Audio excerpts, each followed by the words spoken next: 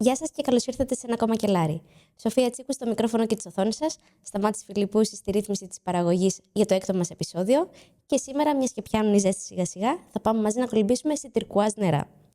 Πρώτα όμως, θα ήθελα να κάνετε subscribe στο κανάλι μας και να μας ακολουθήσετε σε Facebook, Instagram και TikTok. Facebook δεν έχουμε. I had all kind of women to deal with, you know, so I put them all together and made one out of it, you know, so it's wine. Πάμε σε ένα νησί λοιπόν, όπου το πράσινο ακουμπάει τη θάλασσα και αυτή η θέα μόνο συγκίνηση μπορεί να σου φέρει, όπως λέει και ο ίδιος ο καλεσμένος μου. Γι' αυτό θέλω να ρωτήσω, εκεί στην Κεφαλονιά και στο Ηνοποιείο Τζεντιλίνη, τι συγκίνηση σου προκαλεί το δικό σου κελάρι, Πέτρο Μαρκαντονάτε? Καλώς ήρθες. Καλώς σε βρήκα. Η συγκίνηση που με προκαλεί είναι μόνιμη. Δηλαδή, ανοίγω το μπαλκόνι μου, βγαίνω στο deck, βλέπω αυτό το τυρκουάζ στο νερό, δίπλα τα μπέλια, το βουνό δίπλα και είναι κάτι το μοναδικό. Το ευχαριστήκαμε πάρα πολύ τα τελευταία 25 χρόνια και γι' αυτό συνεχίζω δυναμικά. Μπήκα κατευθείαν στη συζήτηση γιατί έχουμε πάρα πολλά πράγματα να πούμε. Έχω να σε ρωτήσω πολλά πράγματα. Και θα ήθελα να σε ευχαριστήσω αρχικά για τον θαλασσινό αέρα που μας έφερες, γιατί είσαι ένας πάρα πολύ ανοιχτός άνθρωπος και αλέγκρος έξω καρδιά. Φαίνεται και στα κρασιά σου αυτό το πράγμα. Είσαι ένα πάρα πολύ ωραίο κόμπο να συνομιλεί κάποιος μαζί σου. Είναι ένα μεγάλο challenge.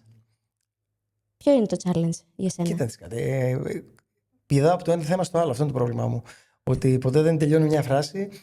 Είμαι ακίνητος, ειδικά όταν έρθει κάποιος στο Ηνωπείο και θέλει να ακούσει για τα κρασιά. Μπορεί από τη μια στιγμή να ανοίγω ένα μπουκάλι κρασί και μετά να είμαι στην τρίτη κλούβα πάνω σκαρφαλωμένος να βγάλω ένα κρασί από την κλούβα για να το δοκιμάσουμε, γιατί είναι κάτι το μοναδικό. Γενικά είμαι λίγο, ξέρεις, ανεξέλεγκτος.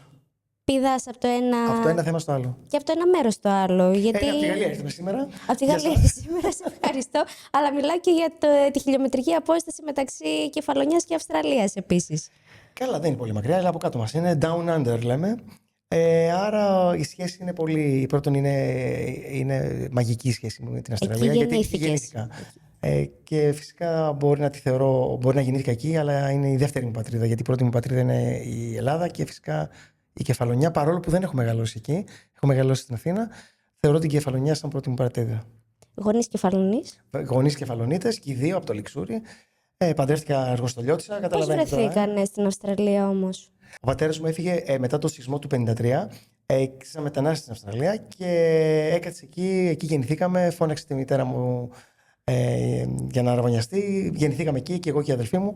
Και στα πρώτα μου 7 χρόνια που έζησα στην Αυστραλία, είδε ότι θα έπρεπε να πάρω την ελληνική παιδεία και όχι την αυστραλιανή παιδεία ή την Έλληνο-Αυστραλιανή παιδεία, και γι' αυτό το λόγο το 1974 γύρισα στην Ελλάδα. Πόσο χρόνο ήσουν τότε? 7. 7. Έμαθες και την ηλικία μου τώρα. Άρα... Δεν είμαι καλή στα μαθηματικά, οπότε το προσπερνάμε. Ξέρουν οι ακροατές. Οπότε δεν έχεις πάρει στοιχεία από εκεί. Παρ' όλα αυτά μιλάς εξαιρετικά αγγλικά, είσαι απίστευτη προφορά. Στοιχεία. Εντάξει, πάντα οι μνήμες μένουν έτσι. Από το 0 μέχρι το 7 τα θυμάμαι. Μπορώ να σου πω ότι θυμάμαι τα τελευταία χρόνια πολύ έτσι έντονα. Από το 7 μέχρι το 18-19 ήμουν στην Ελλάδα. Μετά ξαναπήγα Αυστραλία και σπούδασα. Άρα έχω μια πενταετία στην Μελβούρνη, η οποία ήταν πολύ έντονη και ήταν σε μια ηλικία η οποία μου καθόρισε και το χαρακτήρα μου. Τότε έπινες κρασιά εκεί πέρα? Πολλά. Αλλά μόνο για να πιούμε, για να το ευχαριστηθούμε, όχι για να. Δεν ξεκίνησε κανένα μικρόβιο από εκεί? Κοίτα, δεις κάτι. Είχα καλούς φίλους, οι οποίοι είχαν πολύ καλή κάβα. Όταν λέω κάβα, προσωπική κάβα. Και ξεκίνησα λίγο από τα βαθιά. Δηλαδή, ήπιαμε κάτι ωραία κρασιά και μετά, όταν ήρθα στην Ελλάδα, είχα απογοητευτεί λιγάκι. Αλλά πολύ πριν μπλέξουμε το κρασί, έτσι, με το κρασί επαγγελματικά. Αλλά έμπλεξα με πολύ καλούς φίλους στην Αυστραλία και πίναμε ωραία κρασιά, πίναμε κάτι ωραία Penfolds, κάτι ωραίες Mornington Peninsula που ήταν εκεί την εποχή εκείνη, έτσι, πολύ ωραία Pinot Noir. Και με αυτόν τον τρόπο έτσι, μπήκα στο κρασί, αλλά όχι μόνο στο κομμάτι της απόλαυσης. Τι σπούδασες εκεί πέρα? Κάτι απλό. Έκανα μοριακή βιολογία και βιοτεχνολογία. Τα 3 πρώτα χρόνια και μετά έφυγα για μεταπτυχιακό στην Αγγλία. Όπου εκεί? Μοριακή γενετική και applied biotechnology. Εφηρμοσμένη βιοτεχνολογία. Εγώ μια ισπανική φιλολογία πάλευα να τελειώσω και δεν την τελείωσα. Εντάξει, κοίταξε κάτι. Ήταν τα λάθη που κάναμε μικροί, ξέρεις. Θέλαμε να πάρουμε κάτι και να το μεγαλώσουμε. Αλλά φυσικά αυτό βγήκε στην πορεία, έτσι, ήταν ένα πολύ βοηθητικό, έτσι, Σπούδασα κάτι το οποίο με βοήθησε πάρα πολύ στη δουλειά μου μετά. Στη Κεφαλονιά σε εγκατέστησαν μόνιμα 2 μεγάλοι έρωτες. Αχ, ναι. Από ό,τι έχω καταλάβει. Για πες μας Ένας εσύ. για το νησί Ναι, και ο άλλος. και ο άλλος για τη γυναίκα σου. Ναι, είχε πολύ ενδιαφέρον ο τρόπος που γνώρισα τη γυναίκα μου, γιατί και οι δύο είχαμε σπουδάσει στο εξωτερικό, και οι δύο είχαμε γυρίσει από το εξωτερικό, και οι δύο είχαμε τις καριέρες μας. Γνωριστήκαμε σε ένα πάρτι στην Αθήνα. Κατά τύχη, ήταν αυτή. Η Μαριάννα μου συστήθηκε σαν κόρη κοσμετάτου Τζεντιλίνη. Εγώ πριν φύγω το 89 από την Ελλάδα για Αυστραλία για σπουδές, είχα πει για πρώτη φορά Τζεντιλίνη στο σπίτι του γαμπρού μου. Και υπήρχε ένας κοινός παρονομαστής, ο οποίος ήταν το κρασί που μας ένωσε. Πιάσαμε την κουβέντα μπουρουμπουρου εκεί αυτά. Δεν χρειάστηκε πολύ. Είχαμε πάρα πολλά κοινά. Δεν είχαμε καμία σχέση, σου λέω, και εγώ και αυτή με το κρασί στο κομμάτι της καριέρας. Και αυτή δούλευε στα ξενοδοχεία στο εξωτερικό, γιατί είχε σπουδάσει ξενοδοχειακά. Βοηθούσε στο ενοποιείο. Να πούμε το ενοποιείο το άνοιξε ο πατέρας της Σπύρος Κοσμετάτος το 1984 με την βοήθεια του Γιώργου Σκούρα. Έτσι, ήταν ο πρώτος συνολόγος και νομίζω πρέπει να ήταν η δεύτερη δουλειά του Σκούρα μετά το Γκαλιγά. Πώς συνδέονται όλα? Η ζωή είναι πολύ περίεργη. Σου κάνει κύκλους και ξαναγυρνάς σε κάποια σημεία τα οποία έτσι επαναλαμβάνονται. Ο κύριος Κοσμετάτος, από ό,τι διάβασα, φύτεψε την πρώτη ποικιλία για το εινοποιείο το 1978, που ήταν το τσαούσι. Το Σωστά? 1977. Το 1977 έβαλε την ποικιλία τσαούσι, αλλά ταυτόχρονα έχει φυτέψει και Σοβινιόν και Σαρντονέ, γιατί στην εποχή εκείνη δεν υπήρχε καθόλου Σαρντονέ και Σοβινιόν στην Ελλάδα. Και ήθελε να ενώσει τις ελληνικές ποικιλίες με την ξένη ποικιλία, που ήταν πολύ πρωτοπόρο για την εποχή εκείνη. Άρα έβαλε Σαρντονέ, έβαλε Σοβινιόν Μπλον, έβαλε τσαούσι. Η πρώτη εινοποίηση όμως που βγήκε το 1984 ήταν 100% τσαούσι. Η οποία αυτές οι φιάλες που εινοποιήθηκαν πρώτη φορά με κρυοζύμωση, με χαμηλές θερμοκρασίες, με το Σκούρα εινολόγο. Έχω και πολύ έτσι, υλικό φωτογραφικό, το οποίο μπορεί να κλείσουμε σπίτι αν θέλετε. Έτσι, κάτι άφρο, έτσι, μαλλιά άφρο ανθρώπων. Ποιος είχε τέτοια μαλλιά? Δεν μπορώ να σας πω. Το συγκεκριμένο κρασί πουλήθηκε εξ ολοκλήρου στο J&B, στο Juicery Nimburg, στο Λονδίνο. Άρα μιλάμε για ένα κρασί το οποίο πήρε μεγάλες περγαμηνές από την πρώτη εινοποίηση. Αυτή η ποικιλία δεν είναι ευρέως γνωστή, ούτε καν στην Ελλάδα. Υπάρχει πολλοί κόσμος. Είναι τοπική και δεν την ξέρει πολλοί κόσμος. Πλέον παράγονται κρασιά από 100%. Ναι, η ποικιλία υπάρχει. Έχει σοκαριστεί λίγο η ποικιλία το τσαούσι από την κλιματική αλλαγή. Γιατί το τσαούσι βρίσκεται πολύ χαμηλά, σε υψόμετρο κοντά στη θάλασσα. Και γι' αυτό το λόγο η ζέστη που υπάρχει την ψήνει εντός εισαγωγικών, δηλαδή δεν την οριμάζει όπως πρέπει να την οριμάσει. Και γενικά είναι και μια παραγωγική ποικιλία. Τώρα όμως υπάρχει και ο σκλάβος και υπάρχει και ο σαρής, οι οποίοι εινοποιούν σε άλλου είδους εινοποίησεις από αυτές που κάνω εγώ. Την κάνει ο σκλάβος, νομίζω την κάνει λίγο πιο orange και νομίζω και ο σαρής orange εινοποίηση. Η καθαρή εινοποίηση, για να βγάλουμε ένα κρασί το οποίο θα έχει έντονο φρούτο και να είναι έτσι λίγο πιο μοντέρνο, θέλει να τη μεταφέρεις λίγο σε μεγαλύτερο υψόμετρο. Και τώρα έχουμε φυτέψει περίπου 11 στρέμματα και θα βγει και η μονοπικιλιακή εινοποίηση του τσαουσιού στις επόμενες χρονιές. Τι ωραίο, πολύ ενδιαφέρον αυτό. Είναι πολύ σημαντικό, πολύ ωραία ποικιλία. Απλώς θέλει πολύ σεβασμό και πολύ καλή διαχείριση των αμπελώνων. Γιατί βγάζει πολύ μεγάλα τσαμπιά, επειδή είναι μεικτής χρήσης στα φύλλη. Δηλαδή έχει μια ρόγα η οποία έχει αρκετή ψύχα. Μπορεί να το φας σαν επιτραπέζιο στα φύλλα, αλλά μπορεί να το εινοποιήσεις, πρέπει να το μαζέψεις, να το τριγύσεις στην εποχή που πρέπει. Να είναι λίγο χαμηλόβαθμο, με καλύτερες οξύτητες και το υψόμετρο να το βοηθήσει λίγο να τις κρατήσει, ώστε να μπορεί να σου δώσει αρώματα, τα ωραία ποικιλιακά αρώματα του τσαουσιού. Όταν θα πέσει στα χέρια μας αυτό το κρασί με το καλό, πώς θα το διαχειριστούμε? Θα το πιούμε αμέσως ή μπορούμε να το παλαιώσουμε κιόλας? Κοίταξε κάτι. Επειδή εινοποιούσαμε τσαούσι από το 84 μέχρι και το 97 και αργότερα, αλλά το βάζαμε σε χαρμάνια, θεωρώ ότι την εποχή εκείνη το πίναμε μέχρι τους 6 μήνες. Ήταν ένα πολύ φρέσκο κρασί. Εμείς τώρα με αυτόν τον τρόπο που πάμε να προσεγγίσουμε το τσαούσι, με την καινούρια εινοποίηση, δηλαδή με την εινοποίηση με πολύ χαμηλότερες θεματικές αποδόσεις και φυσικά λίγο πιο μοντέρνα εινοποίηση και με την έμφαση στο φρούτο και στην οξύτητα. Νομίζω ότι μπορεί να πάμε σε ένα κρασί το οποίο θα έχει μια δυναμική, όχι μεγάλης παλαίωσης, αλλά να σου δώσει ωραίες συγκινήσεις μέσα στα επόμενα 2 χρόνια. Πες μας πόσες και ποιες είναι οι υγιεινείς ποικιλίες της κεφαλονιάς. Λευκές ερυθρές. Πόσες Πολλές.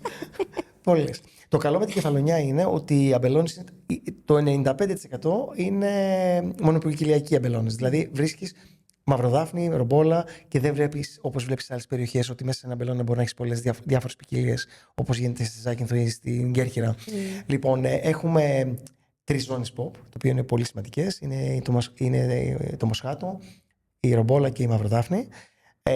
Έχουμε τους τοπικούς μας, οι οποίοι είναι όλες οι ποικιλίες, όπως είναι το βοστιλίδι, το ζακυνθινό, το τσαούσι, ο μοθονιός, ο σκυλοπνίχτης. Δεν τις έχω δει ποτέ εγώ αυτές τις 2 ποικιλίες. Το αρακλινό, ο κορφιάτης. Είναι ποικιλίες, η μοσχατέλα, συγγνώμη, την ξέχασα, μην με κυνηγάει ο σκλάβος μετά. Είναι ποικιλίες πολλές και υπάρχουν και άλλες οι οποίες μπορεί να τις λένε με άλλο όνομα, αλλά να είναι συγκεκριμένες πάλι, ξέρεις. Αλλά είναι αρκετές ποικιλίες, αλλά οι κύριες είναι μαυροδάφνη, ρομπόλα, μοσχάτο. Βοστιλίδι που είναι πολύ πολύ σημαντική και θεωρείται μάλλον και ένας από τους 2 γονείς της ρομπόλας. Μοσχατέλα, τσαούσι και ζακυνθινό. Φανταστείτε, υπάρχει ένας μεγάλος πλούτος, διότι είναι μια πολύ σημαντική νοπαραγωγική περιοχή. Ένα νησί σχετικά μικρό, παρόλο που είναι το μεγαλύτερο των 7 νησών, έτσι, σχετικά μικρό, με έναν τεράστιο ορεινό όγκο στη μέση, με την κορυφή. Αν πάρεις ακτίνα προς τη θάλασσα είναι πολύ λίγα χιλιόμετρα, άρα αυτό το τερουάρ που βγαίνει, δηλαδή αυτό το μικροκλίμα που δημιουργείται από τα ασβεστολιθικά πετρώματα, από το χώμα, από το πράσινο, από τις βροχοπτώσεις που φέρνει το βουνό, συν τον αέρα και την άβρα τη θαλασσινή, όλα αυτά συντελούν σε έναν εκπληκτικό αμπελώνα που μπορεί να βγούνε οτιδήποτε φυτέψεις. Το μόνο πρόβλημα που έχουμε είναι η κλιματική αλλαγή. Γιατί επειδή είμαστε στη δυτική πλευρά της Ελλάδος, ό,τι έρχεται από τη Δύση. Και τρώμε ξύλο. Κάθε χρόνο κάτι γίνεται. Έτσι. Αλλά ο πλούτος είναι μεγάλος και θεωρώ ότι είναι μια από τις πιο σημαντικές εινοπαραγωγικές περιοχές της Ελλάδος. Η βασίλισσα από όλες αυτές τις ποικιλίες βέβαια είναι η ρομπόλα. Είναι πιο διαδεδομένη. Είναι πιο διαδεδομένη, σωστά. Αν μπορείς να μου την περιγράψεις, αν μου έλεγες ότι αν ήταν γυναίκα, ας πούμε, πώς θα την περιέγραφες τη ρομπόλα? Αν ήταν γυναίκα. Ξινή. Έτσι. Λίγο αδύνατη, ξινή. Temperamental. Πώς είναι το temperamental? Είναι έτσι, κυκλοθυμική. Κυκλοθυμική, ναι. Είναι δύσκολη στην καλλιέργειά της. Πρέπει να είσαι πολύ μάγκας για να την εκτεσεύσεις στη ρομπόλα. Πρώτον, είναι σε μια περιοχή που είναι πολύ άγωνη. Έτσι. Είναι ευαίσθητη στα πάντα. Έτσι. Είναι ευαίσθητη σε ασθένειες. Άρα είναι μια φιλάσθενη ξανθιά. Ξινή. Εγώ θα την είχα ως ένα ξανθό ηλιοκαμένο αλμυρό κορίτσι. Το ηλιοκαμένο ελπίζω μην είναι. Χάνουμε τις οξυτές της τότε, άμα την ηλιοκάψουμε. Όχι, θεωρώ ότι είναι μια δύσκολη ποικιλία.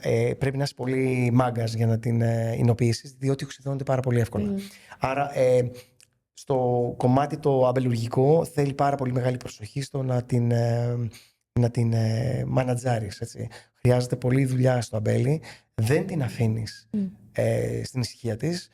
Συνέχεια πρέπει να χαϊδεύεις τους κορμούς. Είναι απαιτητική πολύ. Απίστευτα απαιτητική. Πετάνε μάτια από παντού. Άρα μπορεί να έχεις κλαδέψει στο κύπελό σου ή στο κορδόνι σου αυτά που πρέπει να έχεις κλαδέψει, αλλά θα πετάξει από παντού.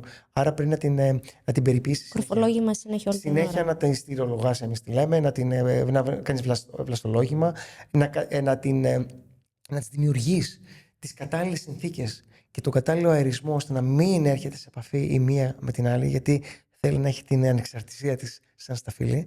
Δηλαδή κάθε τσαμπί να έχει το δικό της, τη δικιά της κλιματίδα. Όσο μου μιλάς να ανοίξω, γιατί έχεις φέρει και πάρα πολλά πράγματα εδώ πέρα, να ανοίξω μία ρομπόλα. Να ανοίξεις. Αυτή που είναι δίπλα μου. Αυτή είναι το 22. Έτσι, η οποία είναι πιτσιρική. Έτσι, εγώ είμαι πολύ της παλαιωμένης ρομπόλας, διότι η ρομπόλα έχει αυτό το καλό, ότι αν τη σεβαστείς από την αρχή, από την ώρα που την κλαδεύεις μέχρι την ώρα που την εμφιαλώνεις, τότε τα αποτελέσματα που θα σου δώσει μες στη φιάλη είναι εξαιρετικά. Άρα δεν προορίζεται και καλά για άμεση κατανάλωση λόγω της οξύτητας και του φρούτου που έχει, μπορείς να την κρατήσεις. Δυστυχώς η αγορά της ζητάει το κρασί να βγαίνει φρέσκο. Αλλά Τα τελευταία χρόνια υπάρχει μια τάση η οποία να μας ζητάνε και πιο παλαιωμένα κρασιά. Θεωρώ ότι εμείς βγάζουμε στο εξάμηνο περίπου τη ρομπόλα από την ημέρα της εμφιάλωσης. Έτσι, δηλαδή παραμένει στις συνολάσπες για αρκετό καιρό. Σε δεξαμενή. Σε δεξαμενή, ανάλογα το κρασί που φτιάχνουμε, ανάλογα τη ρομπόλα που φτιάχνουμε. Γιατί υπάρχουν και άλλες ρομπόλες που Βάζεις είναι και σε βαρέλι. και λίγο βαρελάκι και αυτά, και υπάρχουν και άλλα που είναι και παραπάνω. Αλλά το πιο σημαντικό ποιο είναι, ότι όταν θα μπει μέσα στο μπουκάλι, αυτό που θα σου δώσω εγώ είναι θα σου εγγυηθώ ότι το κρασί αυτό μπορεί να αντέξει για πολλά χρόνια. Όπου φρεσκάδα. Και θέλω να δεις λίγο και το φελό. Ο φελός αυτός είναι ένα Diam 10, το οποίο σημαίνει ότι εγώ σου εγγυούμαι ότι το κρασί μπορεί να κρατήσει μέχρι και 10 χρόνια. Αλλιώς σου βάζει ένα τριαράκι και θα την έπινες φρέσκα και στα 4 χρόνια θα έχει διαλυθεί το κρασί. Άρα το προστατεύω εγώ αυτή τη στιγμή. Έχω μάθει για πάρα πολύ ωραία πειράματα που έχεις κάνει με παλαιωμένες ρομπόλες που τις έχεις αφήσει να εξελιχθούν και έχεις κάνει, και το έχουμε και εδώ πέρα μπροστά μας, και πείραμα με Stelvin. Το Stelvin Λοιπόν, είναι το σκρούκαπ, το βιδωτό, το πόμα. Ναι. Λοιπόν, κοίτα. Να σερβίρω πρώτα απ' όλα. Να σερβίρεις, θα με δοκιμάσουμε τη γεράσεις ρομπόλα. ή- Εννοείται. Οπα. Αυτός ο ήχος είναι ο μαγικός ήχος. Μην κάθεσαι εκεί, έλα εδώ, σήκω πάνω. Γιατί δεν θα κοπεί, το ξέρεις ότι τίποτα δεν κόβεται εδώ πέρα. Είναι πολύ καλό στο μοντάζ. Λοιπόν, για να δούμε. Λοιπόν, κοιτάξτε κάτι. Το πιο σημαντικό κομμάτι. Να ξεκινήσουμε λίγο με την υνοποίηση. Ναι, φυσικά, εννοείται, Λοιπόν, ό,τι θες. Το σημαντικότερο είναι στο αμπέλι. Όλα γίνονται μέσα στον αμπελώνα. Αν δεν έχεις καλό φρούτο, ό,τι και να κάνεις, δεν βγάζεις καλό κρασί. Άρα, το πιο σημαντικό κομμάτι στο τζεντιλίνι είναι να έχεις μια καλή πρώτη ύλη. Η καλή πρώτη ύλη γίνεται με καλή αμπελουργία, με σωστή αμπελουργία και με πάρα πολύ αυστηρή επιλογή. Πρέπει να έχεις το στένος, να πας να κόψεις τα φύλλα και να τα πετάξεις στο χώμα κάτω. Να το κόψεις για να, όχι να κάνεις να μειώσεις το φορτίο, αλλά να δημιουργήσεις μια ωραία φυσιολογία πάνω, έτσι, ένα ωραίο κάνοπι που λέμε στο αμπέλι, ώστε τα τσαμπιά να έχουν μια απόσταση μεταξύ τους και ο αέρας να περνάει από μέσα. Διότι επειδή είναι. Δεν το κάνεις για τη συμπίκνωση του φρούτου. Εγώ κάνω την αμπελουργία που εφαρμόζω στη ρομπόλα, είναι τελείως διαφορετική από την αμπελουργία που εφαρμόζω στη μαυροδάφνη. Στη ρομπόλα είμαι πολύ αυστηρός και προσπαθώ να αφήσω λιγότερα τσαμπιά, μάλλον ένα τσαμπί στο ανακλιματίδα, με μια μορφολογία πάνω κάτω, έτσι, σαν zigzag, ώστε να μπορούν τα σταφύλια να είναι και να αερίζονται.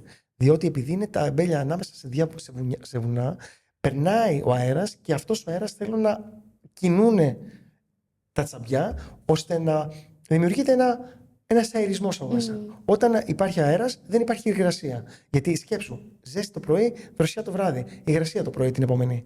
Άρα αυτή η κίνηση στεγνώνει τα αμπέλια πολύ γρήγορα, τα σταφύλια και τα φύλλα.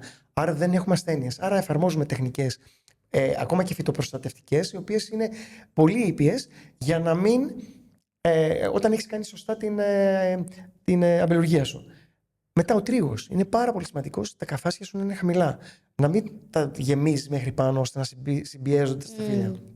Για να περνάει η θερμοκρασία, η ψήξη και να τα ψύχει. Άρα τι κάνει.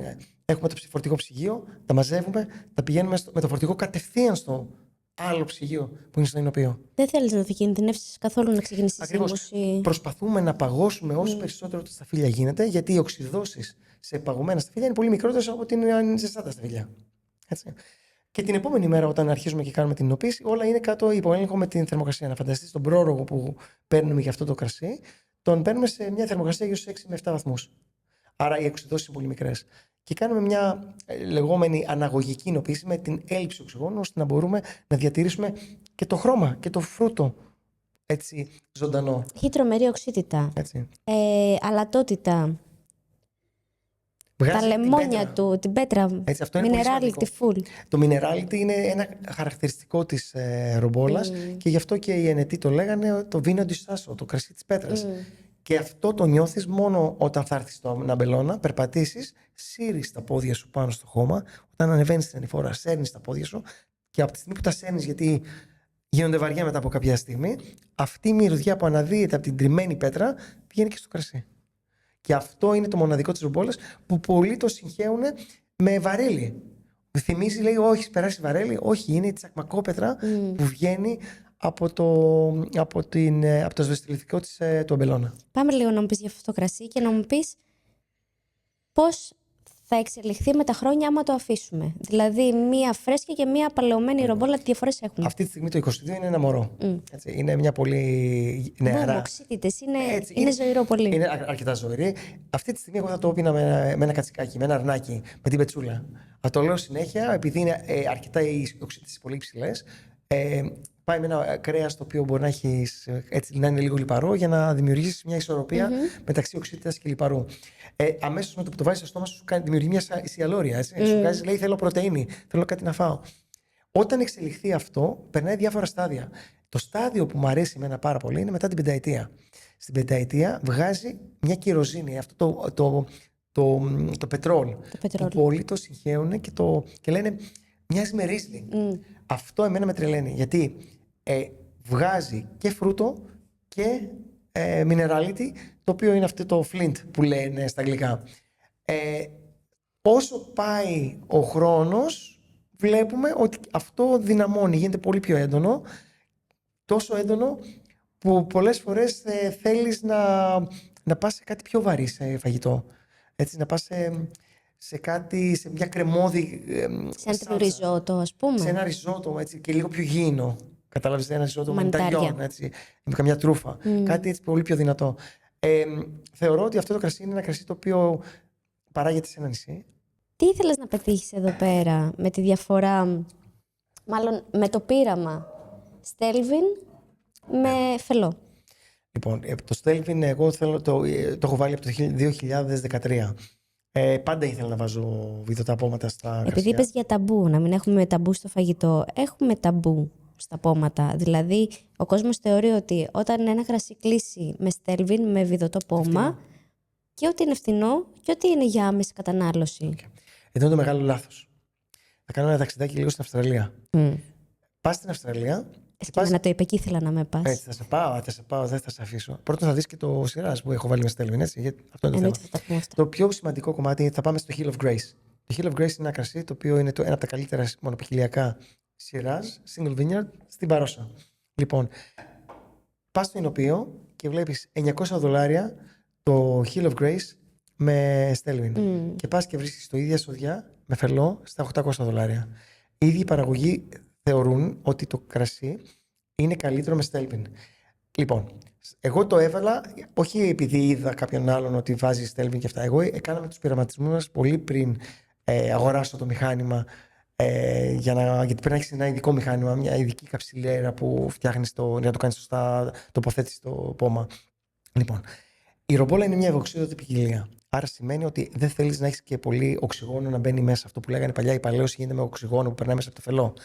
Εμείς φτιάχνουμε την ρομπόλα με τέτοιο τρόπο, ώστε θέλουμε να έχουμε την παλαίωση μέσα στη φιάλη, αναγωγική παλαίωση. Άρα για να το πετύχεις αυτό, θέλουμε μηδενικό οξυγόνο να περάσει μέσα από το πόμα. Άρα θέλω να εμφιαλώσω εγώ το κρασί μου, όπως το έχω στη δεξαμενή μου, μέσα σε ένα φιάλι και να του πετάξω ένα καπάκι από πάνω, το οποίο δεν θα αφήσει καθόλου οξυγόνο να περάσει. Λοιπόν, αυτό το έκανα πειραματικά το 2013. Λοιπόν, το 2023 άνοιξα ένα μπουκάλι.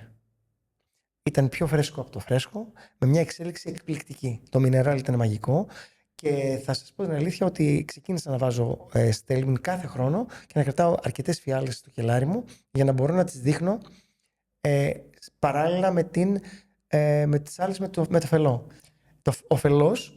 Ο παλιός φελός φυσικός έχει ένα συγκεκριμένο τρόπο να περνάει οξυγόνο από μέσα. Αυτό ήθελα να πούμε για να καταλάβει ο κόσμος, ότι το Στέλβιν κλείνει αεροστεγός τη φιάλη μας, ενώ ο φυσικός φελός από τη συστολή διαστολή που κάνει, ανάλογα με την υγρασία που έχει, επιτρέπει μία μικρή ποσότητα σταδιακά οξυγόνου να μπαίνει μέσα στο κρασί και γι' αυτό έτσι δημιουργείται και η εξέλιξη και η παλαίωση των κρασιών. Και το Στέλβιν δεν το χρησιμοποιούμε για θέμα ποματισμού, για να πούμε ότι έχουμε βάλει ένα βίδωτο πόμα γιατί μας αρέσει. Βάζουμε γιατί μας βολεύει αυτό που μας δημιουργεί. Μας βολεύει τη μη ύπαρξη οξυγόνου. Τη μη μεταφορά οξυγόνου. Από Στέλβιν σε Στέλβιν όμως δεν υπάρχει διαφορά. Ναι, δηλαδή υπάρχουν πολύ πιο λεπτά και οικονομικά και υπάρχουν και πολύ πιο χοντρά που τα συναντάμε στον νέο κόσμο, όπως στην Αυστραλία, Νέα Ζηλανδία. Ναι. Εδώ υπάρχουν δύο είδη. Υπάρχουν το Σερανέξ και το Σερατίνι. Πάμε σε λίγο πιο τεχνικές λεπτομέρειες. Αν το ανοίξεις το Στέλβιν, θα δεις ότι υπάρχουν ένα λευκό παρέμβισμα από μέσα και ένα ασημί. Το ασημί είναι αυτό που δεν αφήνει καθόλου οξυγόνο. Είναι ένα πολύ μηδενικό οξυγόνο να περάσει μέσα. Το άλλο που είναι με λευκό παρέμβισμα έχει τη δράση όπως περνάει ένας φελός το οξυγόνο. Έχει ένα, λέγεται OTR, Oxygen Transfer Rate, διαπερατότητα στο οξυγόνο. Άρα με αυτόν τον τρόπο, αν βάλω εγώ το Seranex στο δικό μου τη ρομπόλα, σημαίνει ότι η ρομπόλα μου θα εξελιχθεί, θα είναι σαν το φελό. Ενώ εδώ είναι τελείως στεγοσκλημένο, χωρίς να περνάει καθόλου οξυγόνο. Άρα είναι μια κατηγορία από μόνο του το συγκεκριμένο πόμα. Έχοντας πει αυτό, έχουμε και ένα άλλο εμπόδιο στο κομμάτι της ρομπόλας. Είναι pop. Και Αυτό ήθελα να σε ρωτήσω. Άμα είναι με Stelvin, μπορεί να ονομαστεί pop. Δεν μπορεί να ονομαστεί, δεν επιτρέπεται να βάλουμε Stelvin στο pop. Ισχύει ακόμα αυτό, δεν έχει αλλάξει. Γιατί είναι η νομοθεσία του 1972. Είναι αυτή η παλαιομέ, όπως το λένε, μία αναθεωρημένη νομοθεσία του 1972, βασιλικό διάταγμα, το οποίο λέει ότι το pop κρασιά πρέπει να είναι εμφιαλωμένα με φυσικό φελό. Εδώ όμως υπάρχει ένα κενό. Δεν μου λέει τι φελό θα βάλω. Μπορώ να βάλω ένα φελό που κάνει 2 λεπτά και μπορώ να βάλω ένα φελό που κάνει 1,5 ευρώ. Έτσι. Αν βάλω 2 λεπτά είμαι μέσα στον νόμο. Αν βάλω με 1,5 ευρώ φελό, πάλι είμαι μέσα στον νόμο. Αλλά αν βάλω Stelvin, είμαι παράνομος. Λοιπόν, άρα δεν διασφαλίζεται η ποιότητα του pop κρασιού από το πόμα με την νομοθεσία του 1972. Άρα χρειάζεται αναθεώρηση και είναι αρκετά δύσκολο αυτή τη στιγμή να γίνει. Έχετε κάνει κινήσεις, γιατί έχετε και σύνδεσμο. Εντάξει. Οι κινήσεις στην Ελλάδα είναι για την επόμενη γενιά. Έχουμε κάνει πάρα πολλές κινήσεις. Βραδίας καύσης. Δεν υπάρχει. Δεν γίνεται αυτό το πράγμα που γίνεται με την ελληνική νομοθεσία.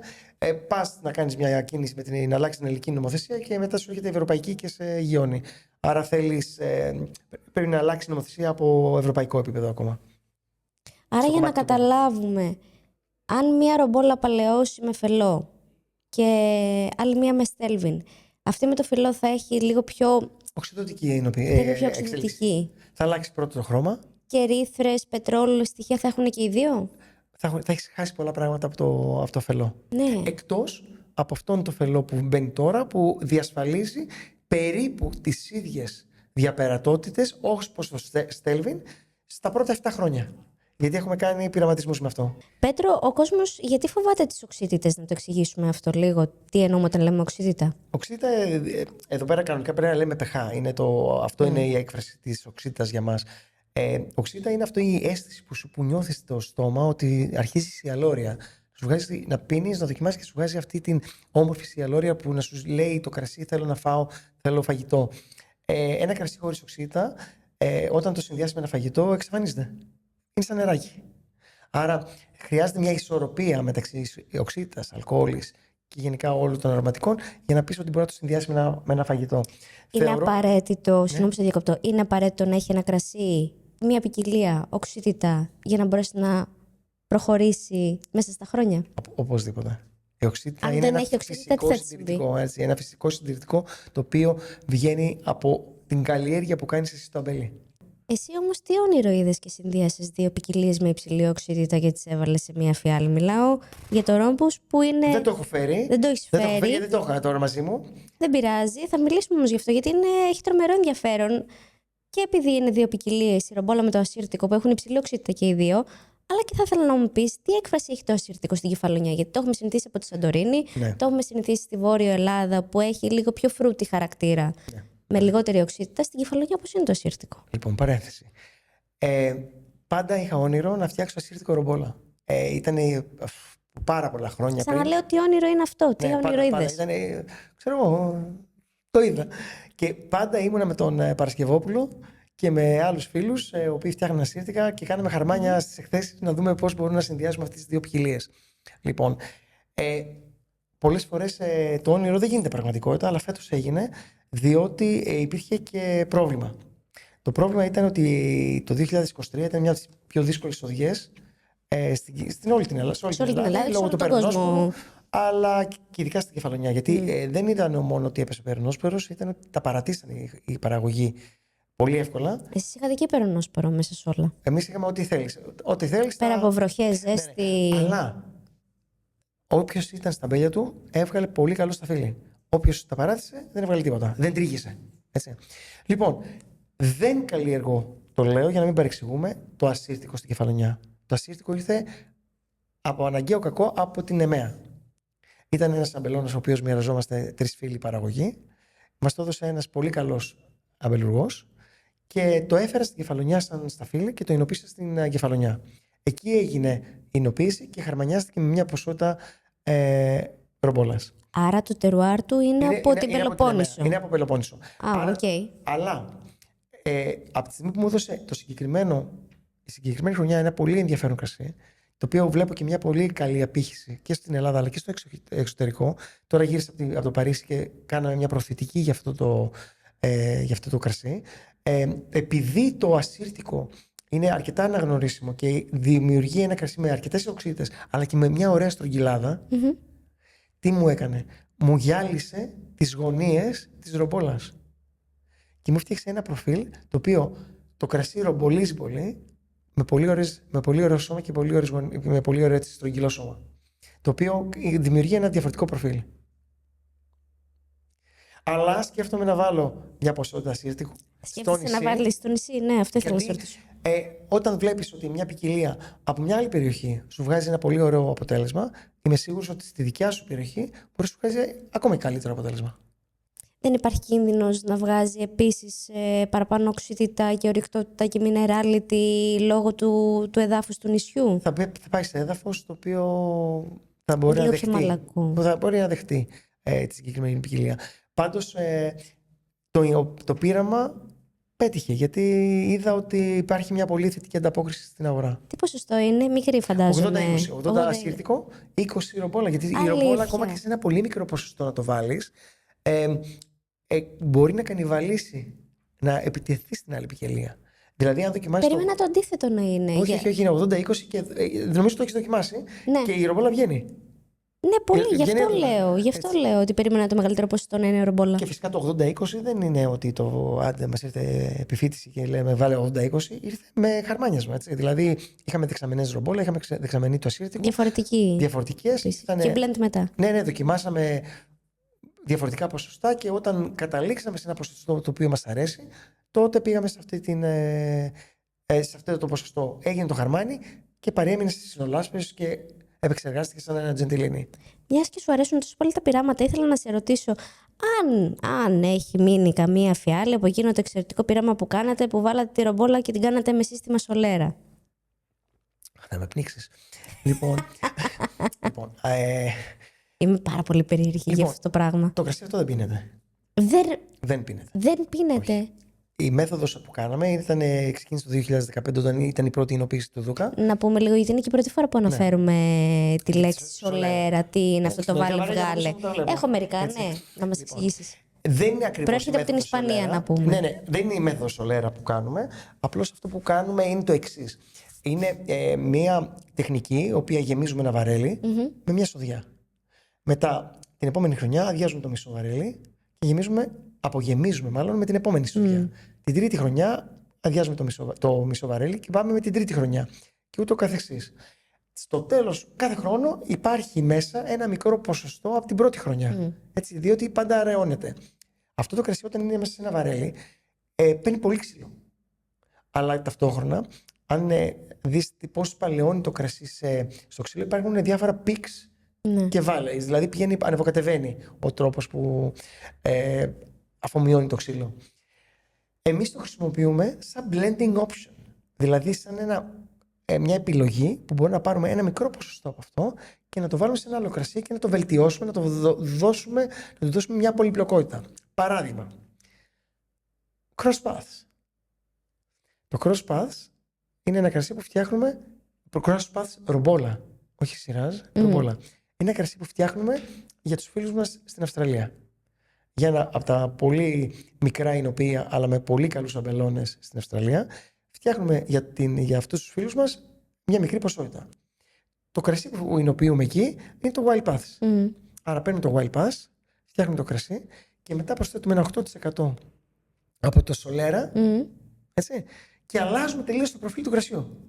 Άρα είναι ένα κρασί το οποίο χαρμανιάζεται και χτίζουμε διαφορετικές γεύσεις μέσα από διαφορετικά πράγματα που. Άρα το χρησιμοποιείτε σε ένα μικρό ποσοστό. Ναι, αλλά δεν πίνεται μόνο του. Δηλαδή, αν πας από το βαρέλι και το πάρεις και το δοκιμάσεις, είναι πολύ έντονο. Οξύδωση full. Δεν υπάρχει καθόλου οξύδωση. Οξύδωση. Όχι, γιατί είναι προστατευμένα τα κρασιά. Απλώς τι γίνεται.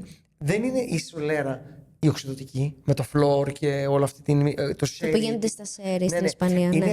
Είναι η μέθοδος της ανάμειξης διάφορων σοδιών μέσα στο ίδιο βαρέλι. Δες λαβύρινθο του σκούρα. Ναι, ναι. Έτσι. Δεν είναι οξυδοτική, είναι τελείως προστατευόμενη η εινοποίηση και η παλαίωση μέσα εκεί. Αλλά τι παίρνεις? Παίρνεις πολυπλοκότητα. Αν το δοκιμάσεις μόνο του θα είναι αρκετά έντονο το ξύλο, θα έχεις μια μινεράλ, θα έχεις έτσι ένα πολύ ωραίο, έτσι, μια ωραία δομή, αλλά δεν θα μπορεί να το πιεις μέσα. Είναι πολύ έντονο. Ποια είναι η πιο δύσκολη για σένα χρονιά που θυμάσαι που έχει περάσει? Κοίτα, στην αρχή της καριέρας μου ήταν η 2002. Η χειρότερη χρονιά για όλη την Ευρώπη. Με βροχές συνεχόμενες. Δηλαδή ήταν μια χρονιά που μας έκανε πολλά χρόνια για να ανακάμψουμε οικονομικά. Γιατί δεν εινοποιήσαμε καθόλου. Αλλά κάθε χρόνο έχεις μια πρόκληση. Η χειρότερη, και η περσινή χρονιά ήταν δύσκολη. Πάλι όχι στα δικά μας τα μπέλια, αλλά στα μπέλια που συνεργαζόμασταν, γιατί είναι αυτό που παρατήσανε τα μπέλια η παραγωγή. Και αυτό μας δυσκόλεψε πάρα πολύ, διότι ενώ τώρα έχουμε στήσει τις αγορές, δεν έχουμε κρασί. Ενώ την εποχή την παλιά είχαμε κρασί και δεν είχαμε αγορές. Και θέλει πολλή δουλειά. Ευελπιστώ ότι η φετινή χρονιά, η 24, θα είναι πολύ καλή. Είμαστε λίγο πρώιμοι, αλλά είμαστε όχι αρκετά πρώιμοι, δεν είμαστε λίγο πρώιμοι. Είμαστε καμιά 15 μέρες πιο νωρίτερα. Αυτό τι σημαίνει? Δεν ξέρω. Θα σας απαντήσω στον τρίγο. Είναι δύσκολα τα πράγματα.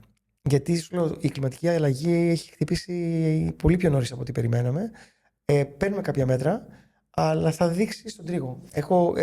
Μίλαγα πέρυσι και έλεγα ότι θα πάμε καλά από εδώ από εκεί. Και είδαμε ότι διατηρήσαμε το 80% με μειωμένη παραγωγή.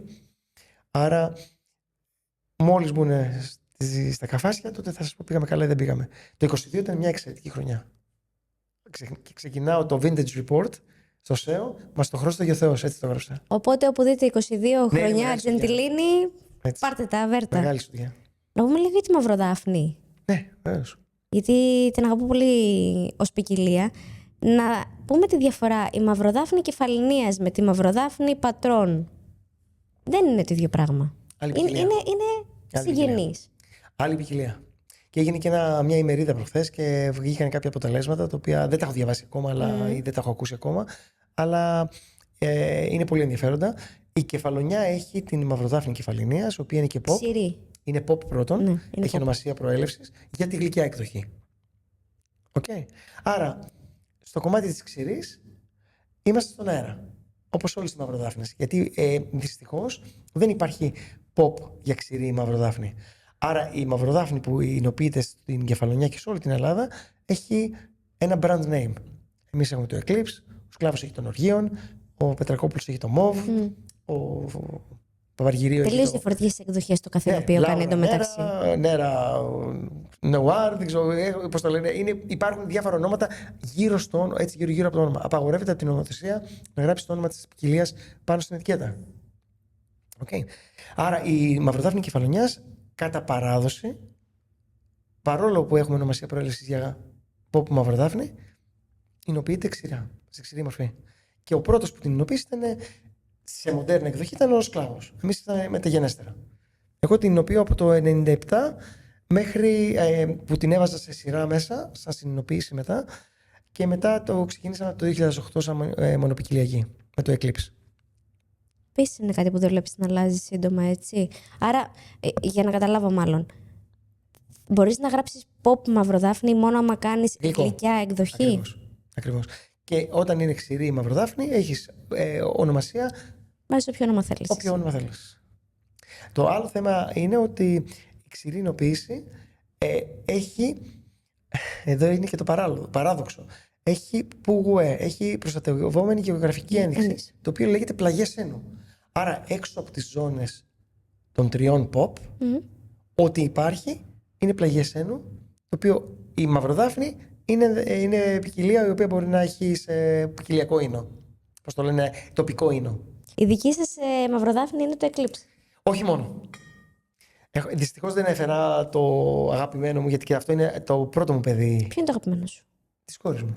Το Iris Vineyards. Α, το Iris. Που είναι ένα νέο αμπέλι με χωρίς βαρέλι. Το οποίο είναι ένα αμπέλι το οποίο είναι ακριβώς πάνω σε ένα λόφο, σε μια ράχη. Βλέπει τη μια μεριά του νταμάρι που είναι με ασβεστόλιθο και από την άλλη μεριά βλέπει τη θάλασσα, κοντά στο σπίτι, μέσα στο εινοποιείο και βγαίνει ένα κρασί το οποίο είναι εινοποιημένο στις ανοιχτές δεξαμενές και είναι μόνο δεξαμενή, δεν έχει καθόλου βαρέλι. Εδώ έχουμε βαρέλι. Εδώ έχουμε ένα χρόνο βαρέλι, είναι το 2020 εισοδιά. Ποια είναι η τρέχουσα χρονιά σας όμως? Άρα κρατάτε. Ναι. Το 20 το κρατάμε, κοιτά κάτι. Ο κορονοϊός έκανε δύο πράγματα. Ένα καλό και ένα κακό. Η πανδημία μας έκανε το κακό ότι κλείσαν οι αγορές, αλλά το καλό ήταν ότι αφήσαμε τα κρασιά μας λίγο να παλαιώσουν. Να ρεμίσουν, να ξεκουραστούν. Ναι, γιατί τα βγάζαμε πολύ πιο φρέσκα και πολλές φορές ήταν πολύ πιο. Δεν ήταν έτοιμα. Άρα, μια ποικιλία όπως η Μαυροδάφνη που έχει αυτή την σκούρα φλούδα, έντονες τανίνες, πολύ έντονο κόκκινο και μαύρο φρούτο. Γιατί τέτοια κρασιά παίρνουμε. Τι διαφορές έχει όταν την πιούμε από δεξαμενή και τι από βαρέλι? Λοιπόν, να πάμε λίγο ανάποδα. Όταν φτιάξαμε αυτό το κρασί, θέλαμε να φτιάξουμε ένα κρασί το οποίο να έχει έτσι ένα σώμα, έναν όγκο, να μπορεί να παλαιώσει και να έχει και βαρέλι μέσα. Ώστε να δώσει έτσι μια άλλη πολυπλοκότητα. Ποτέ όμως δεν ξέραμε πώς θα είναι το κρασί ή να το ξέρει και ο καταναλωτής χωρίς να έχει μπει σε βαρέλι. Άρα η προσέγγιση του ήρις είναι τελείως διαφορετική, γιατί δείχνουμε εκεί ακριβώς την δυναμική της ποικιλίας, το τι βγάζει, το τι φρούτα βγάζει, το τι όγκο δίνει, το τι τανίνη έχει, το τι οξύτα έχει. Έτσι. Και μετά πάνω σε αυτό παίζουμε το Eclipse, το οποίο αρχίζουν και μπαίνουν το λεγόμενο seasoning, αλλά το πίπερο. Του βάζουμε λίγο βαρέλι, του κάνουμε παραπάνω πατονάζ, το αφήνουμε παραπάνω για παλαιώσεις. Διαφορετικά βαρέλια κιόλας. Ναι, το παίζουμε 50% αμερικάνικο, 50% γαλλικό. Έτσι, στα παλιά τις χρονιές είχαμε περισσότερο αμερικάνικο, το παίζαμε λίγο πιο aggressive. Τώρα αρχίζουμε και το ρίχνουμε λίγο το αμερικάνικο για να είμαστε λίγο πιο. Να προσεγγίζει καλύτερα την παλέτα του Έλληνα. Ναι. Στο εξωτερικό αρέσει πιο πολύ αυτό το στυλ. Άρα αυτό που μας ενδιαφέρει εμάς είναι να δείξουμε στον καταναλωτή με τα δύο κρασιά που φτιάχνουμε πώς ακριβώς η ποικιλία αυτή μπορεί να την αλλάξεις με μικρά πραγματάκια και να σου βγάζει ωραία πραγματάκια. Το θέμα είναι ότι το μαγικό της Μαυροδάφνης είναι ότι το ήρις παλαιώνει πολύ όμορφα, γιατί έχω κρατήσει μερικές οδιές πίσω και παλαιώνει πολύ όμορφα παρόλο που δεν έχει βαρέλι. Είναι πιο juicy, φαντάζομαι, έτσι. Πιο κόκκινο φρούτο. Πιο... Και η Μαυροδάφνη είναι και μια πάρα πολύ ωραία ποικιλία. Πρώτον, δεν θα δεις πολύ έντονο χρώμα. Έτσι, το μαύρο που λέει μαύρο δάφνη, μαύρο, δεν θα το δεις. Θα δεις ένα πολύ ωραίο φινετσάτο ρούμπι χρώμα. Αλλά αυτό που έχει πάρα πολύ ενδιαφέρον είναι η μύτη της. Η μύτη της έχει απίστευτη φινέτσα. Βγάζει κάτι ευκάλυπτους, κάτι μέντες, κάτι βοτανικά αρώματα. Βγάζει τα πολύ έντονα κεράσια και μαύρα έτσι, φρούτα του δάσους. Είναι πάρα πολύ ενδιαφέρουσα σαν ποικιλία και είναι και πολύ ενδιαφέρουσα στο να την εινοποιήσεις με διαφορετικούς τρόπους. Να την κάνεις ροζέ, να την κάνεις πώς το λένε, λευκή εινοποίηση. Το έχουμε κάνει. Ωραίο ήταν, αλλά εντάξει, πολύ φασαρία για το τίποτα. Αλλά ετοιμάζουμε εμείς κάτι καλό. Είναι το Plan B για την κλιματική αλλαγή, έτσι. Να σου πω βασικά και ένα μεγάλο ευχαριστώ, γιατί κάποιοι τυχεροί θα τα ανακοινώσουμε και στα social media.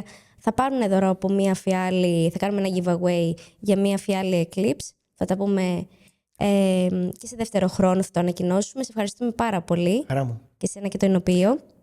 Για μας είναι χαρά ότι δίνουμε και μαυροδάφνες, διότι θέλουμε να πείσουμε τον κόσμο ότι η μαυροδάφνη δεν είναι μόνο γλυκιά. Γιατί αν ρωτήσεις 10 άτομα στο δρόμο, θα σου πεις. Θα σου πούνε κατευθείαν για γλυκό κρασί. Πάτρα, καρναβάλι. Ακριβώς. Και εκεί είναι το θέμα. Τι έπιασε στα χέρια σου τώρα? Αυτό θέλω να μου πεις λίγα πράγματα γι' αυτό εδώ, γιατί μου αρέσει πολύ. Λοιπόν, και η ετικέτα, η minimal. Είναι πολύ minimal η ετικέτα. Και το κερί από πάνω. Λοιπόν, εδώ είναι τα πειραματάκια που κάνουμε κάθε χρόνο. Πείραμα. Αυτό που μας αρέσει στο εινοποιείο είναι να κάνουμε μικροεινοποιήσεις, γιατί μαθαίνουμε την ποικιλία πώς μπορεί να συμπεριφέρεται.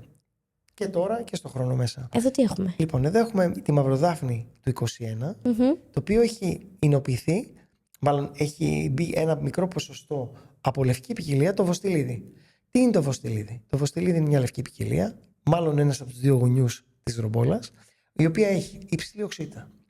Ένα εκπληκτικό mineral προφίλ, πολύ ωραίο φρούτο, βγάζει έτσι λίγο κυδόνια και έτσι πολύ έντονα έτσι, όρημα φρούτα. Επειδή μου μίλησες για blend τύπου Κοτρωτή. Ναι. Κοτρωτή είναι μια περιοχή στη Γαλλία, στο Βόρειο Ροδανό, όπου κάνει ποσοστά σειρά με βιονιέ. Μεγαλύτερο ποσοστό σειρά και ένα πολύ μικρό ποσοστό τύπου 8-10%. Μέχρι 20% φτάνει το πολύ, από τη λευκή ποικιλία βιονιέ. Και έχετε κάνει το ίδιο πράγμα εδώ. Καλά, ναι. το βοστιλίδι έχει τη λιπαρότητα που μου θυμίζει το βιονιέ. Όχι μόνο αυτό, έχει και τις τανίνες. Έτσι. Έχει τανίνες που βοηθάνε πάρα πολύ σε αυτό το μπλεντάρισμα. Αλλά το πιο σημαντικό κομμάτι σε αυτό για μένα είναι το εξής. Ότι δίνει στη μαυροδάφνη ένα τελείως διαφορετικό προφίλ, το οποίο τη φρεσκάρει. Και εμένα με μου σηκώνει την τρίχα του το δοκιμάζω αυτό το κρασί, γιατί δημιουργήθηκε πάλι από ένα πείραμα το οποίο έγινε κατά την περίοδο της πανδημίας. Τότε είχαμε ένα βαρελάκι σειρά, λέμε να το βάλουμε με λίγο βοστιλίδι. Δεν πρέπει να σε αφήνουμε να βαριέσαι, εκεί έχω καταλήξει. Μ' αρέσει να μαγειρεύω και όταν μαγειρεύω μ' αρέσει να έχω διαφορετικά κρασιά. Άρα φτιάχνω τα κρασιά για μένα και αν βγουν καλά τα δίνουμε και στους φίλους και στην αγορά. Λοιπόν, γιατί αυτά τα κρασιά είναι πολύ λίγες φιάλες, έτσι, είναι 2 βαρέλια. Είναι 600 μπουκάλια. Έτσι, είναι πολύ μικρές και θα ήθελα να δώσεις 1-2 giveaway από αυτά.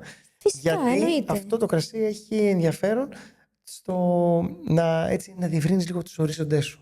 Λοιπόν, την περίοδο του κορονοϊού είχαμε σειρά και είχαμε και ενός φίλου το βοστιλίδι που εινοποιούμε και παίζαμε έτσι τα χαρμάνια. Τι να κάνουμε, τα κάναμε με τις μάσκες εκεί μέσα στο εινοποιείο, παίζαμε με τους σωλήνες, με τους ογκομετρικούς. Και φτιάξαμε ένα χαρμανάκι εκεί, το βάλαμε στο βαρέλι, το ξεχάσαμε και το 21, ήταν του 19 τότε, και το 21 το βγάλαμε στην αγορά, δηλαδή το ανοίξαμε. Και το ανοίξαμε, το δοκιμάσαμε και μας άρεσε. Λοιπόν, και το επόμενο εγχείρημα ήταν να το παίξουμε με την ελληνική ποικιλία, με την κεφαλονίτικη ποικιλία. Δεν ήμασταν οι πρώτοι.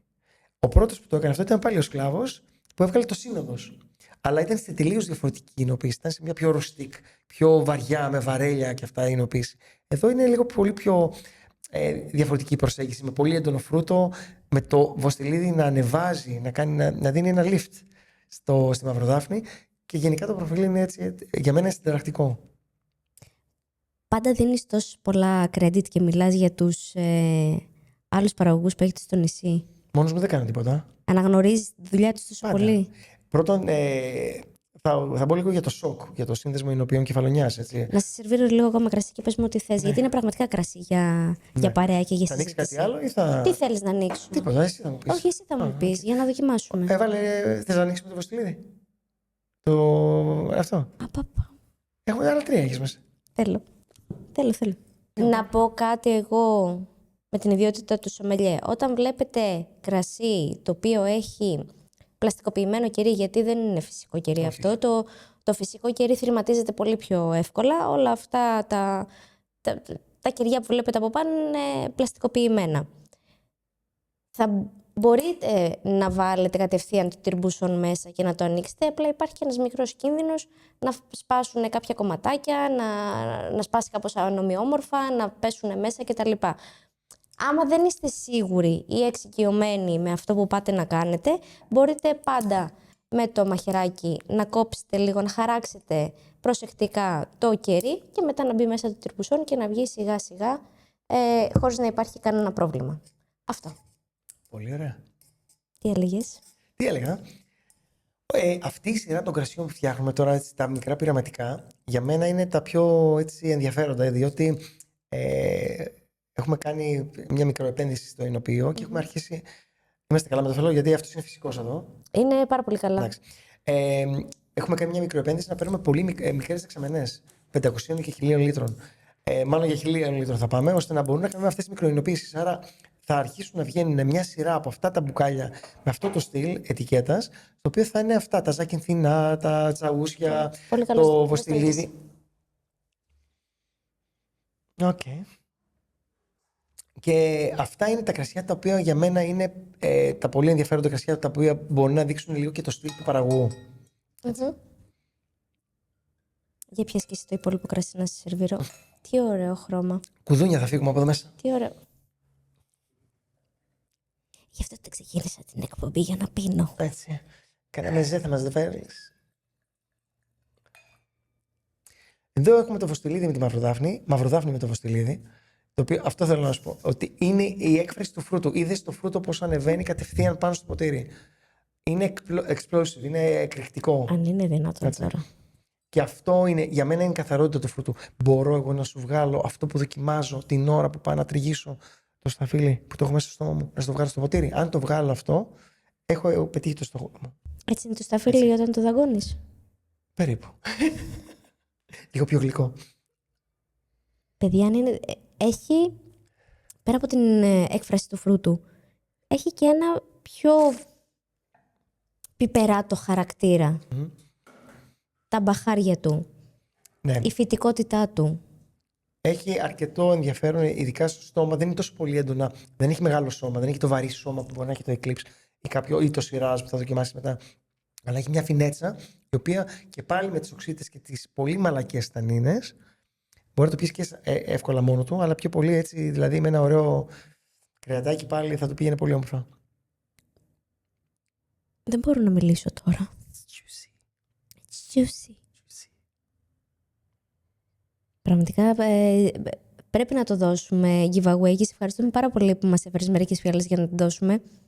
Είναι Γιατί μια από θέλω τις πολύ να την 600 γνωρίσει ο φιάλες που κόσμος. φτιάξαμε. 600 φιάλες. Ναι. Κοίτα, όπως είπα και αυτή η παραγωγή θα είναι μικρό κυβέ. Τώρα δηλαδή αυτό λέγεται rare κυβέ γιατί είναι μια σπάνια έτσι, εινοποίηση. Έχεις σκοπό να το βγάζεις κάθε χρόνο? Ναι, το επόμενο θα βγει ελπίζω έχουμε το 22, το 23 θα δούμε αν θα βγει λόγω της χρονιάς. Θα βγει Ζακυνθινό. 100%. Ναι, τρομερό. Βοστιλίδι, μαγικό. Το βοστιλίδι θα ήθελα να το δω και παλαιωμένο. Ναι, έχει ενδιαφέρον πολύ γιατί έχει τανίνες. Είναι μια απίστευτη ποικιλία. Θεωρώ ότι το βοστιλίδι, παρόλο που ήμουνα ενάντια στο βοστιλίδι, δεν ήθελα να πατήσει τσαμπί βοστιλιδιού μέσα στο εινοποιείο μου ποτέ. Γιατί είχα δοκιμάσει πολλά κακά βοστιλίδια. Όταν αρχίσαμε και το εινοποιούσαμε με την τεχνική του Wild Paths, άρχισε να βγάζει κάτι πάρα πολύ ενδιαφέροντα αρώματα. Και όχι μόνο αυτό, είναι και σκυλί σαν ποικιλία. Δηλαδή, στην εινοποίησή του κάνει τα απολύτως απαραίτητα. Τίποτα. Θα με βοηθήσει γιατί δεν θέλω να τεντωθώ πάρα πολύ. Σειρά. Αυτό το θαύμα μπορώ να το έχω στα χέρια μου, σε παρακαλώ. Οπα. Θα το πιάσω πολύ προσεκτικά, γιατί δεν υπάρχει πια. Έχετε πολύ λίγες φιάλες πλέον. Αυτές βγήκαν 1.700 Εξήγησέ μου πώς βρέθηκες πάλι μετά από τόσα χρόνια στην Αυστραλία και έβγαλες αυτό το πράγμα. Εξάγουμε στην Τώρα να το πάρω Αυστραλία. αγκαλιά. Έπρεπε να του βάλω και την κατάλληλη στολή του. Η οποία είναι. Έχω ένα ποντικάκι που λέγεται Cellar Rat. Ο ποντικός του εινοποιείο, το ξέρεις αυτό, Ναι. Λοιπόν, και το έχουμε βάλει πλεκτό και το έχω από πάνω, να σου πω την αλήθεια. Λοιπόν, το συγκεκριμένο κρασί, μάλλον δεν θα σου πω για το κρασί, θα σου πω για την ιστορία για το κρασί. Ναι, θέλω πολύ. Λοιπόν, το 2016 πήγα στην Αυστραλία, στο Σίδνεϊ, για μια έκθεση.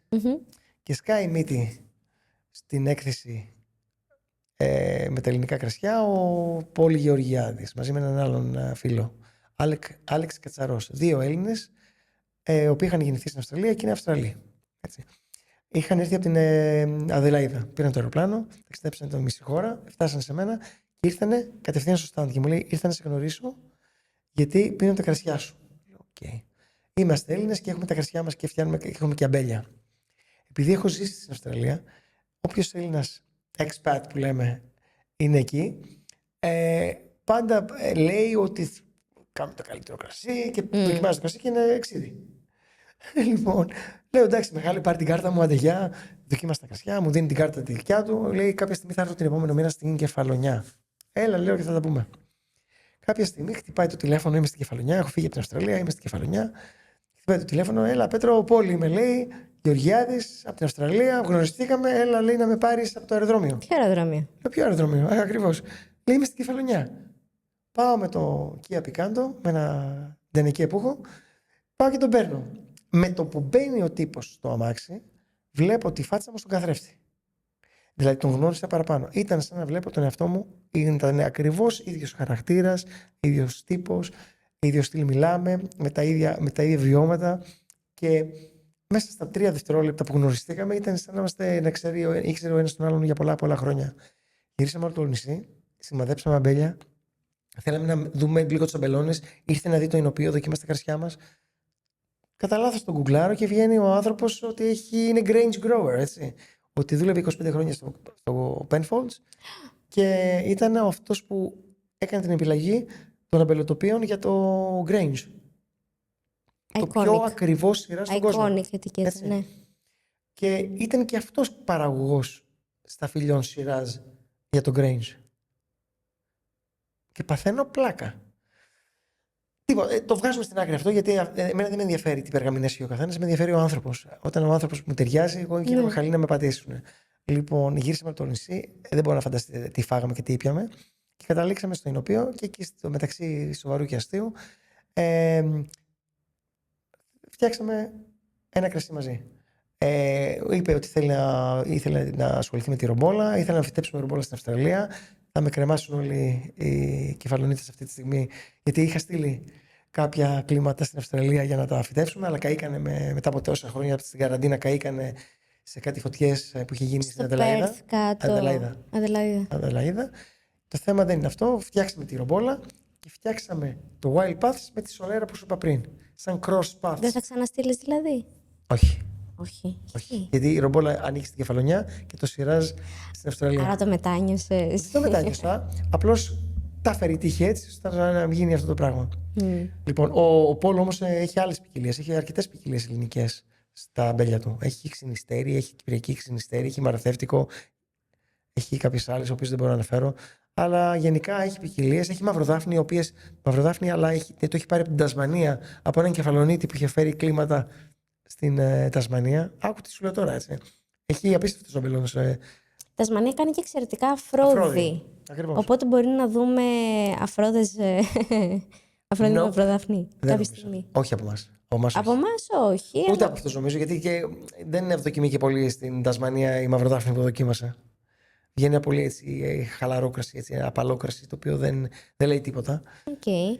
Λοιπόν, και έχοντας κάνει την πρώτη εινοποίηση του Cross Paths με το 8%, 10% του Ισολέρα, φύγανε τα σαγόνια των Αυστραλών όταν το πήρανε στην Αυστραλία, στην Αδελαίδα και το δοκιμάσανε.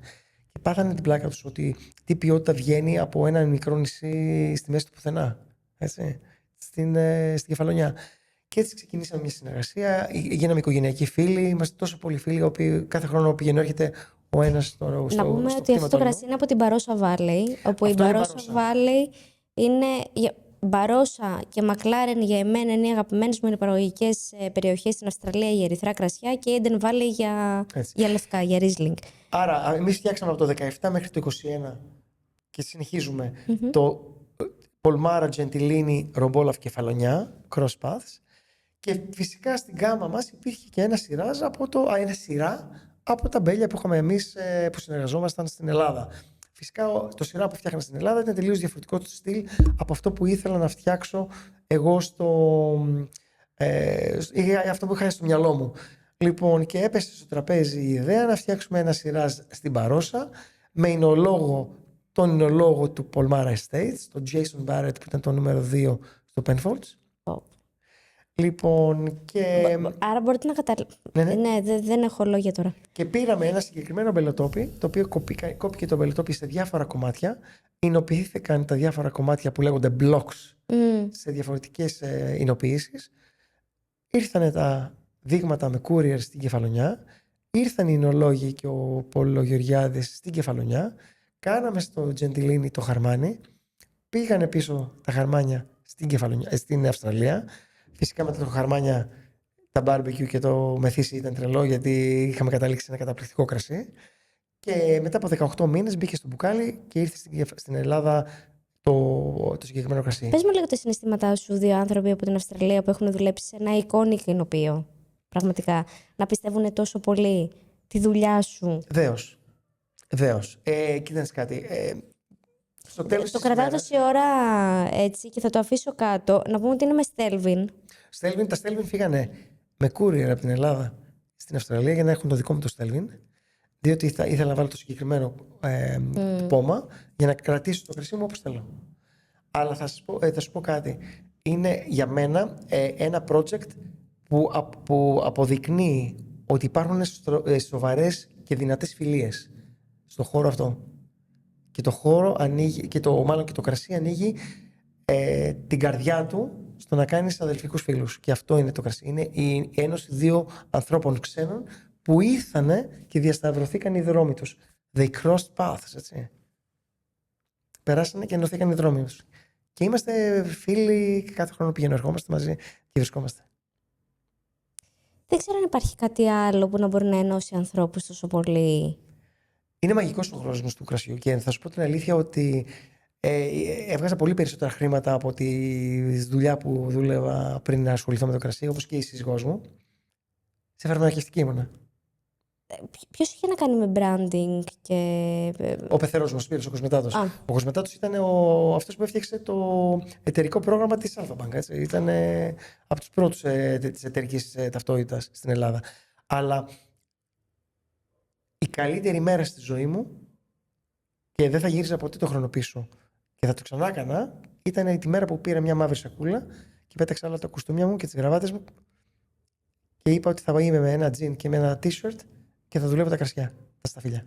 Τι απελευθέρωση ήταν αυτή. Ήταν τρομερή. Και γι' αυτό κρατιόμαστε λίγο και πιο φρέσκοι, γιατί έχω δει όλους τους φίλους μου που δουλεύαν στην εταιρεία έχουν γεράσει πριν τις ώρες τους. Αλκοόλ και καθαρός αέρας νομίζω ότι είναι Έτσι, τρομερό έτσι. κόμπο. Εντάξει, έχει τα ωραία του, έχει τα δύσκολά του, αλλά το πιο σημαντικό κομμάτι είναι ότι πας το βράδυ στο σπίτι και κοιμάσαι γεμάτος. Ωραία. Τα αρνητικά σε αυτή τη Πολλά. δουλειά ποια είναι? Πολλά αρνητικά. Δεν αλλά έχει τα θετικά άγχος. πάρα πολύ Γιατί μεγάλα. δεν εξαρτάται από σένα, εξαρτάται και από τις καιρικές συνθήκες. Τα άγχη είναι μεγάλα και τα άγχη είναι και το θέμα της καλλιέργειας, της παραγωγής, το αν σου πάει όλα εισοδιά καλά. Το άγχος είναι πώς θα σου πάνε οι αγορές. Εδώ με την πανδημία πήγαμε να κλείσουμε όλοι. Έτσι, άλλα οι οποίοι πήγανε καλά, άλλα που πουλάγανε σε σούπερ μάρκετ πήγανε καλά. Εμείς που δεν πουλάμε σε σούπερ μάρκετ είχαμε τρελά προβλήματα και για να ανακάμψεις θέλεις χρόνο. Άρα αυτό που θέλω να πω είναι ότι αν τα βάλεις σε μια ζυγαριά, τα καλά είναι πολύ περισσότερα από τα κακά. Πώς μπορεί να βρει κανείς αυτό το κρασί, γιατί ξέρω ότι είστε και αρκετά επιλεκτικοί στο που το δίνετε. Κοίταξε κάτι, αυτή τη Και στιγμή δικαίως. υπάρχει μόνο on trade, δηλαδή μόνο σε εστιατόρια και το έχει πάρει αποκλειστικότητα ένας συγκεκριμένος έμπορος στην Αθήνα και φυσικά στην Κεφαλονιά από το Ηνωπείο απευθείας, αλλά είναι μόνο σε επιλεγμένα άτομα και σε ανθρώπους που μπορεί να... Πρώτον, δεν είναι σνόμπις αυτό που θα πω, δεν είναι έτσι... Αυτό που θέλω να πω είναι ότι πρέπει να ξέρει ο άλλος να το πιει αυτό το κρασί. Έτσι. Είναι δύσκολο κρασί. Είναι έντονο κρασί. Είναι ένα κρασί το οποίο το βάζει στο ποτήρι και θέλει να φύγει από εκεί, να πηδήξει από το ποτήρι. Είναι δυνατό. Όταν το δοκίμασα σε μια έκθεση που βρεθήκαμε πρώτη φορά, είπα πραγματικά δεν μπορεί να υπάρχει ένα τέτοιο δείγμα σιράζ στην Ελλάδα. Και να πούμε ότι σιρά και σιράζ είναι η ίδια ποικιλία ακριβώς. Απλώς στην Νότια Αφρική και στην Αυστραλία ως επιτοπλίστων το ονομάζουν έτσι για να υπάρχει μια διαφοροποίηση. Είναι η ίδια ποικιλία σιρά που έχει την καταγωγή της από τη Γαλλία. Πώς μπορούμε να έρθουμε στον Ηνωπείο? Ευκολάκι. Παίρνεις την Αττική Οδό, Ναι. πας στην Πάτρα. Παίρνεις το καράβι, περνάς απέναντι. Ή πας στην Κιλίνη και περνάς απέναντι. Είναι λίγο δύσκολη η πρόσβαση. Έτσι. Δηλαδή θέλεις μια μέρα για να φτάσεις. Ή μισή ώρα με το αεροπλάνο. Είναι όμως αξίζει το ταξίδι, γιατί με το που μπαίνεις ή στη Σάμι ή στον Πόρο, στα δύο λιμάνια, ή προσγειώνεσαι με το αεροπλάνο στις Μινιές, σε πιάνει ιδέα στο νησί, είναι αρκετά επιβλητικό. Αυτός ο ορεινός όγκος είναι μπροστά σου και σου δημιουργεί ένα δέος. Και φυσικά αυτά τα νερά, όπως το είπες και στην αρχή, τα τυρκουάζ νερά, θέλεις να βουτήξεις μέσα. Θα σε βρούμε εκεί. Πάντα. Πρέπει να κλείσουμε, να στείλει κάποιος ένα mail, ένα μήνυμα, κάτι για να έρθει η επίσκεψη στον Ηνωπείο. Ναι, είμαστε αυστηροί σε αυτό. Δουλεύουμε το κομμάτι του ινοτουριστικό από το 1997. Είμαστε από τους πρώτους που το δούλευε. Φυσικά δεν πάτε για ψυχή, έτσι. Κανείς δεν πάτε για το 1997. Μαθαίναμε από τα λάθη μας, μαθαίναμε από πώς πάει η αγορά. Την εποχή που ερχόντουσαν τα κουρασγερόπλια και τα μεγάλα γκρουπ, φέρναμε λεωφορεία και αυτά. Και βλέπαμε ότι τελικά δεν αξίζει καν σε ένα μικρό μπουτίκ κοινοποιείο να κάνεις αυτού του είδους τον ινοτουρισμό. Τραβήξαμε μια γραμμή με τη σύζυγο και είπαμε ότι θα κάνουμε κάτι άλλο. Και κάναμε τελείως επιλεκτικό το κομμάτι του τουρίστα που θα έρθει, του επισκέπτη που θα έρθει στο Ηνωπείο. Και έρχομαι μόνο με κρατήσεις, πολύ λίγο κόσμο, πολύ εκπαιδευμένο προσωπικό και να παρέχουμε καλή υπηρεσία. Γιατί θέλω να παρέχουμε υπηρεσία εμπειρίας. Θα έρθει στο Ηνωπείο, θα δεις εμένα με το σοτσάκι και τα σκολισμένα παπούτσια, γιατί μπορεί να είναι και το αλυσοπρίνο στο χέρι, και θα σε πάρω μέσα στο αμπέλι και θα περπατήσουμε στον αμπελώνα, θα σε πάω στο Iris Vineyard, θα δεις τα χρώματα τα νερά, θα δεις τις χελώνες από κάτω να πηγαίνουν από τη μια μεριά στην άλλη, θα δοκιμάσεις το σταφύλι. Αν είσαι τυχερή, θα σε βάλω στο bottle store, στο κελάρι, για να δοκιμάσουμε κανένα κρασί. Αλλά έξω τα κορίτσια που έχουν αναλάβει το κομμάτι της επίσκεψης είναι όλα εκπαιδευμένα, όλα έχουν τις πιστοποιήσεις τους για να δίνουν τις πληροφορίες και να μεταδίδουν το πάθος που έχουμε εμείς. Γιατί δεν υπάρχει κάτι μεγαλύτερο από κάτι πιο έντονο από αυτό που ζούμε. Είναι το πάθος της αγάπης, όχι του κρασιού, του αυτό που κάνουμε. Έτσι. Για μένα είναι, ξυπνάω το πρωί 5 ώρα και κοιμάμαι τις 12. Γιατί κάνω αυτό? Γιατί και εμείς είναι ατομομηχανή, έτσι, δεν σταματάω. Γιατί αν δεν μου άρεσε θα βαριόμουν. Ποια είναι η πιο παλιά ετικέτα που μπορούμε να βρούμε στο κελάρι σου? 13 ρομπόλα και 8 εκλήψεις. Έχω και το 2000 το πρώτο σειρά που έβγαλα. Και δεν το δίνεις? Όχι. Πότε θα το ανοίξεις αυτό? Αυτό θα το ανοίξουμε για να το δοκιμάσουμε, γιατί μπορεί να έχει ξυδιάσει κιόλας. Αλλά το θέμα είναι ότι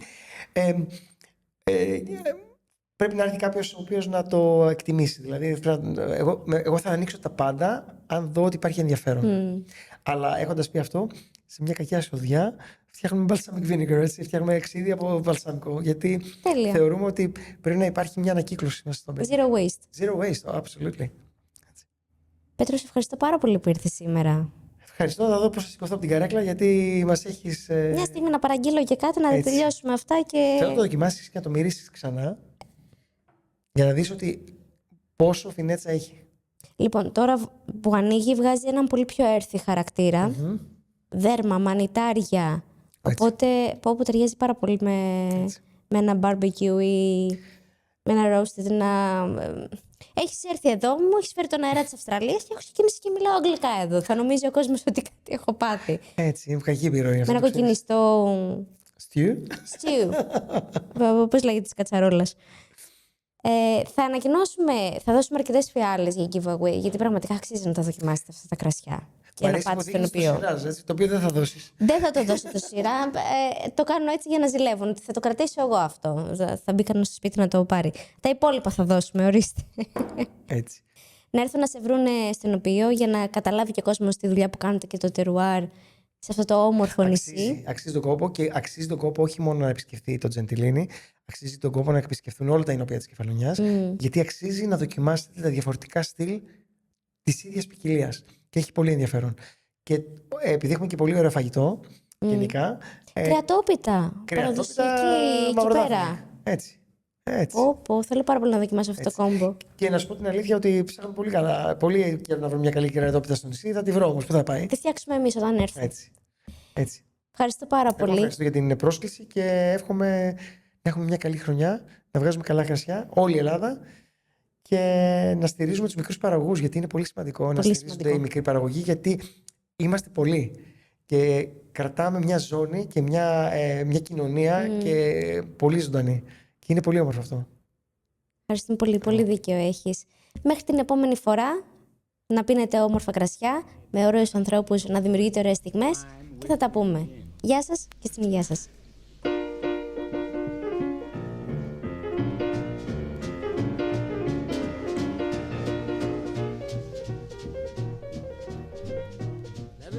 Let it roll.